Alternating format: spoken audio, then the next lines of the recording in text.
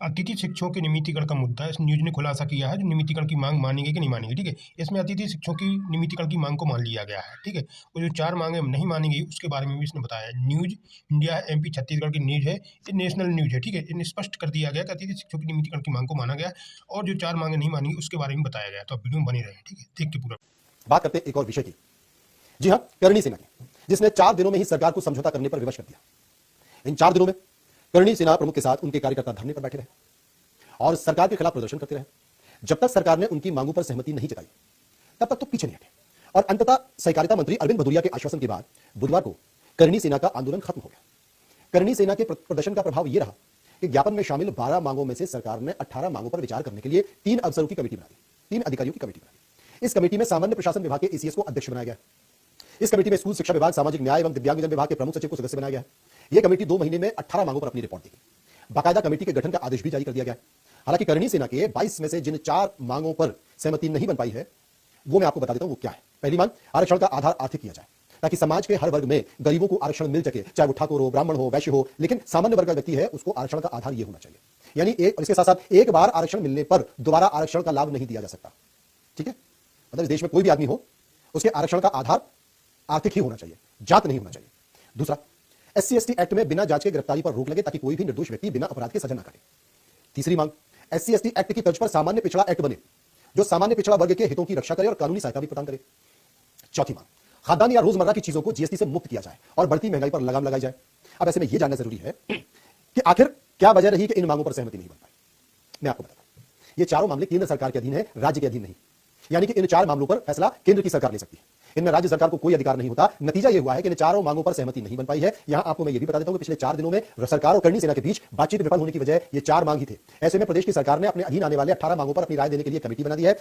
मैंने आपके लिए दोस्तों ना मानने वाली मांग के बारे में बताया, ठीक है। मीडिया ने आपको बताया कि जो मांगे नहीं मानी गई उस 4 मांगों में अतिथि शिक्षकों का नाम कहीं पे भी नहीं है, ठीक है। अतिथि शिक्षकों का नाम है, जो मांगे मानी गई उसमें अतिथि शिक्षकों का नाम है, ठीक है। जो नहीं मानी गई वो मैंने आपको बता दिया है, मीडिया ने खुद बताया है, ठीक है। प्रिंस नेशनल मीडिया है, इन्होंने खुद बताया कि 4 मांगे जो नहीं मानी गई वो विस्तार से आपको उसकी जानकारी मिल गई है।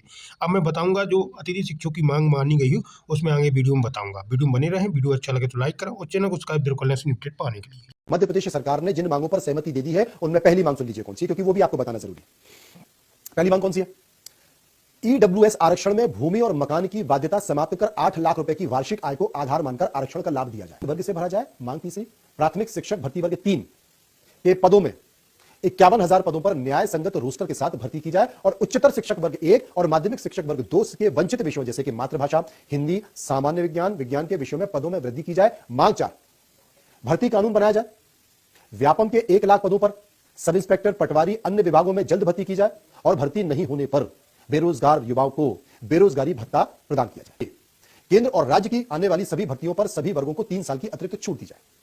राज्य सरकार की ओर से दी गई 3 वर्ष की छूट की समयावधि 1 वर्ष से बढ़ाकर 2 वर्ष की। अब मैं आपको बहुत ही महत्वपूर्ण मांग बताने वाला हूं जो सरकार ने मानी है, ठीक है। 7वीं मांग है जो अतिथि शिक्षकों के नियमितीकरण की मांग है, इसको सरकार ने माना है, ठीक है। जो मांगे मानी गई उसके बारे में बताया जा रहा है, जो नहीं मानी गई उसके बारे में पहले बता दिया मैंने, ठीक है। जो 7वीं मांग बहुत ही महत्वपूर्ण मांग है जिसमें अतिथि शिक्षकों के नियमितीकरण की मांग रखी गई और मान ली गई है, ठीक है। देखिए मांग 7, अतिथि शिक्षकों के कार्य अनुभव पूर्ण थे उनके अतिथि शिक्षक अनुबंध 2020-21 तक मान्य अतिथि शिक्षकों को विभागीय परीक्षा लेकर नियमित किया जाए। वर्ग 1 और वर्ग 2 शिक्षक भर्ती 2018 में जिन पर अतिथि कोटे 25% का लाभ दिया जाए। महानुभावों को भी योग्यता के आधार पर नियमित किया जाए। रोजगार सहायकों और कोरोना स्वास्थ्य कर्मियों और मध्य प्रदेश राज्य एड नियंत्रण के संविदा स्वास्थ्य कर्मियों को समान कार्य, समान वेतन और नौकरी की सुरक्षा दी जाए। उनको नौकरी से ना निकाला जाए और उनको नियमित किया जाए। मध्य प्रदेश के सभी बिजली विभाग सहित सभी विभागों में कार्यरत आउटसोर्स कर्मचारियों की भी योग्यता के आधार पर नियमित किया जाए। मांग 8, छूट दी जाए। मांग 9, क्षेत्रीय महापुरुषों के इतिहास में छेड़छाड़ को तुरंत रोका जाए। मांग 11, राज्य कर्मचारी आयोग की सिफारिश जिसमें कर्मचारियों को रिटायरमेंट आयु 65 साल करने कहा गया है, ये प्रकरण वापस लिए जाए। 14वीं मांग, मध्य प्रदेश की भर्तियों के साथ युवाओं को प्राथमिकता दी जाए। दूसरे राज्यों के अभ्यर्थियों का कोटा सीमित हो। 15वीं मांग, कर्मचारियों को दी जाए पदोन्नति के साथ उन्हें भी अधिकार और सुविधा उपलब्ध की जाए। पेंशन दोबारा चालू की जाए। 16, पुलिस विभाग में आरक्षकों को वेतन विसंगति को दूर किया जाए। 2400 ग्रेड पे लागू हो और प्रदेश के होमगार्ड सैनिकों को भी पुलिसकर्मियों की तरह ही वेतन भत्ते उपलब्ध किया जाए। 17, सरकारी स्कूलों की कार्यप्रणाली में सुधार कर शिक्षा का स्तर सुधारा जाए। प्राइवेट स्कूलों में मिशनरी स्कूलों की तानाशाही को समाप्त किया जाए। 18, मांग 18, मध्य प्रदेश सरकार की ओर से पूर्व सैनिकों को नौकरी में 10% आरक्षण का प्रावधान हो। तो एक बात आपकी ये थी, एक और बयान था और वो बयान जिसमें मांगे मान ली गई, उनकी जो उग्र बात थी वो खत्म हो गई और जब खत्म हुई तो अब इंतजार किया जा रहा है कि क्या बात आगे बढ़ेगी या थम जाएगी।